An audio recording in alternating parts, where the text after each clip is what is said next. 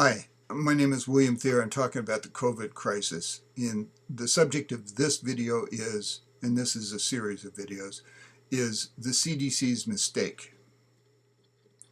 Now, I've been preparing videos on the COVID crisis for over a week. When I started, there were about 500,000 COVID cases. Now it's 735,000.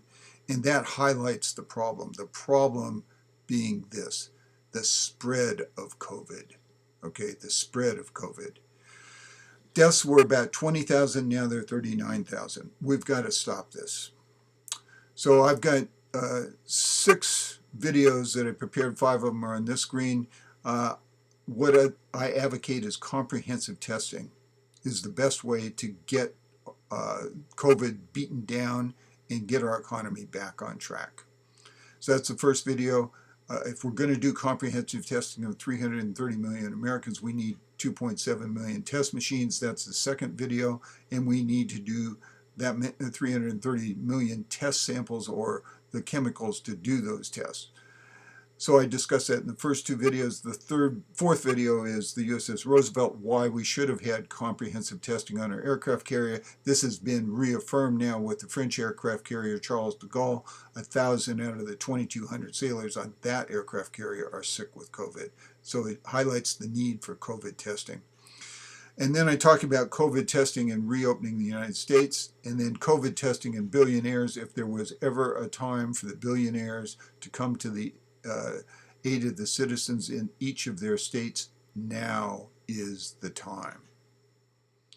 Now, this video is going to be very simple. I'm going to outline the CDC's 3-phase plan with sample testing, and then I'm going to show why we should add comprehensive testing to it.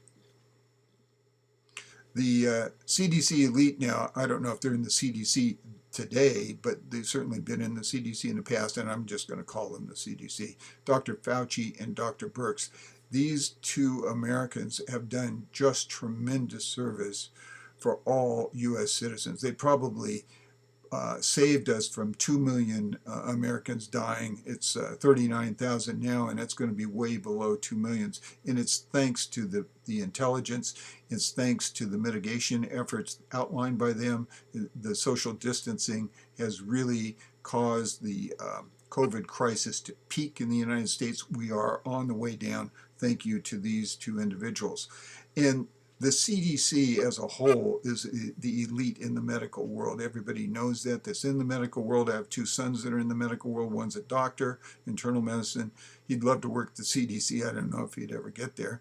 And I have another son that's the research nurse, done stage 1, 2, 3 testing of drugs. He'd love to be there too, but again, I don't know that he'll ever get there. The CDC people, Fauci, Dr. Birx, have been working extremely hard, and they have done magnificent work, as I said. So hats off to them. They deserve our nation's highest honor, if that's the Presidential Medal of Freedom, whatever it is, they deserve it. So I'm going to criticize their plan. I'm really not trying to criticize them personally, but I'm trying to criticize the plan because I think an essential element is out of their plan, which is comprehensive testing. But first, what is their plan? Because they were the ones that came up with it. It is that we have now sort of peaked in the United States. We've peaked in various states. Some states, like New York, are still having tremendous problems. But Texas is starting to look a lot better. And phase 1 of their plan is if you can show in your state 14 days of COVID new cases declining in number, then you can ease up restrictions on the people in your state. That's the guidelines, okay? And then you see, are the cases going to go up with these easier restrictions? Well, you hope not. And if they go down, continue to go down another 14 days, you get to ease off more restrictions. And the same thing with phase 3. Will this plan work? Absolutely, positively, yes. It absolutely will work. And if you got a plan that works, why would I criticize it? Because it's too slow. So let me show what their plan looks like in a graph form. This graph shows the Spanish flu in 3 waves. If you look over there at 629, that's when it started out in 1918. Then it had a big surge in the winter of 1918. That's like 1019 if you look there where the arrows are. And then it surged again in the spring of 1919. So kind of if we were looking at the CDC plan, okay, the first phase is total lockdown in the U.S. That's at the peak. But now when it's starting to come down, if we can show downward trend for 14 days, we get down to the second line, which is still a total lockdown of the U.S., but not as complete, easier restrictions. And then we do it for another 14 days of decline. That gets us down to the third line, okay? And if we get through 14 days of there, we get kind of back to normal. So that's those 3 arrows would be kind of the 3 14-day down periods. Okay, so the CDC is mistaken. I'm going to state this in a few different ways. The problem is they lock down 100% of the U.S. Yes, it starts easing up a little bit, but it still applies to 100% of the citizens.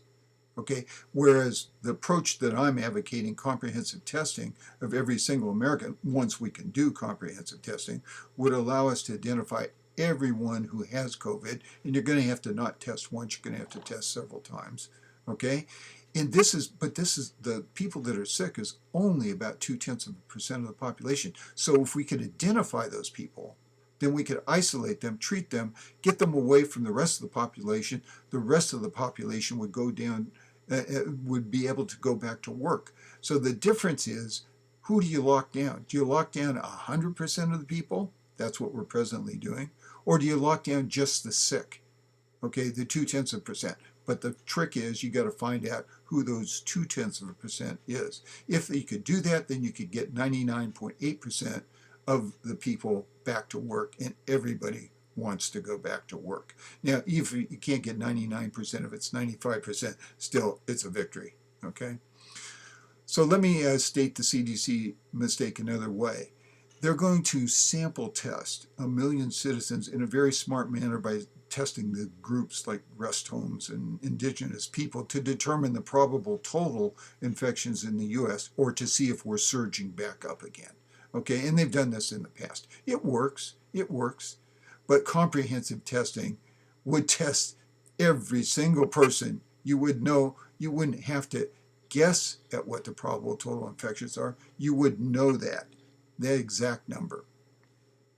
Or let me describe the CDC's mistake in another way. The CDC's method is passive. Okay, those, as you saw with the Spanish flu, it reaches a peak and then it comes down.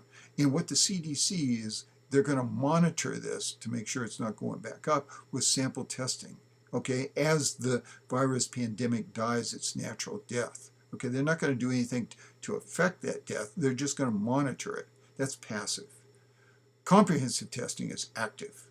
We go out and we find out who's sick. So comprehensive testing marches to the testing timeline, not to the COVID timeline. It's a fundamentally different approach. Don't wait for COVID to die.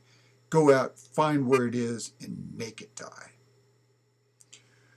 CDC is treating COVID as business as usual. This is the CDC mindset, okay, with sample testing, because that's what they've done every time before. They've done it every year with the yearly flu, and they've done it with AIDS, okay? It's the way they do it. They sample test. And I understand what they're doing, okay? What they don't realize, however, what the CDC doesn't realize is that COVID is fundamentally different than the regular flu or AIDS. Oh, now with the regular flu, they're both coronaviruses, so there's medically a similarity.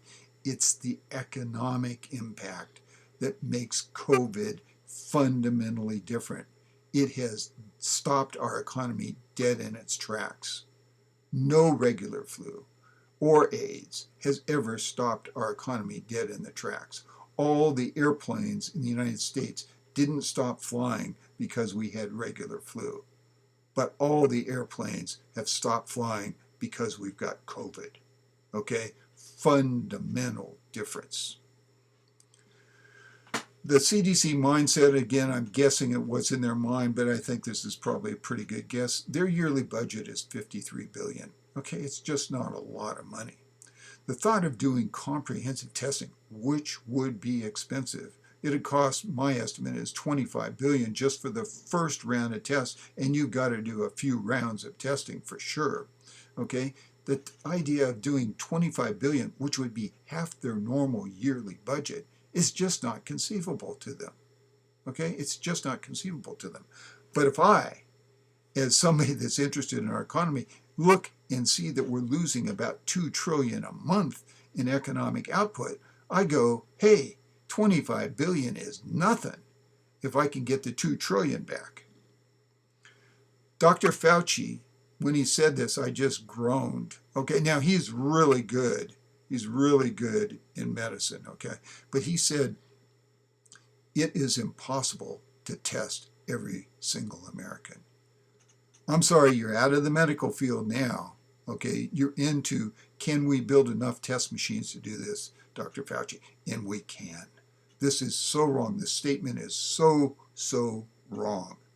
Dr. Fauci is really good at medicine, but when it gets to economics and mass production, he's not quite in that elite status. Okay, this is America.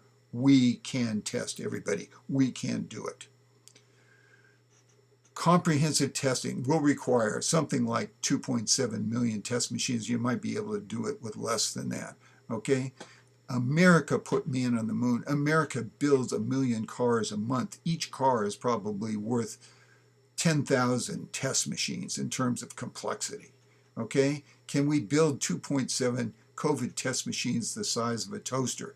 Yes, and we can do it in a matter of weeks. It's a question of just putting the emphasis on that. We can do it. Thank you very much for your attention, and stay healthy.